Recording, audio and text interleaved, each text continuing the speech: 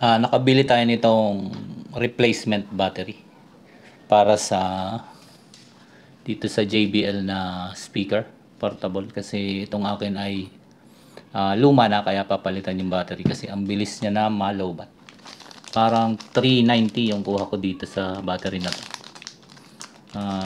Di ko pa to nasusubukan ever, so ngayon pa lang. Sana gumana yung gagawin natin. May kasama siyang mini tool, pang flat heads tsaka Philip heads na screw, saka ito ng prying tool pang tuklap. So try natin siyang palitan. So tutuklapin natin to.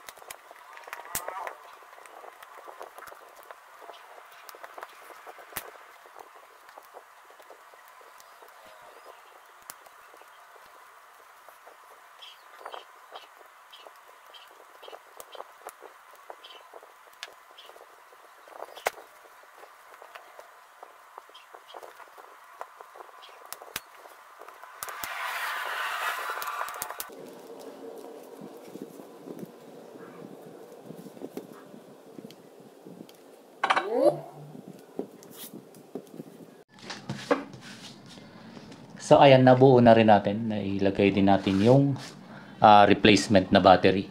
Ang hirap lang tanggalin ng original na battery kasi masikip siya. Tight siya dun sa loob. Kaya ang hirap-hirap tanggalin. So ang ginawa ko, hinugot ko dito sa my wire.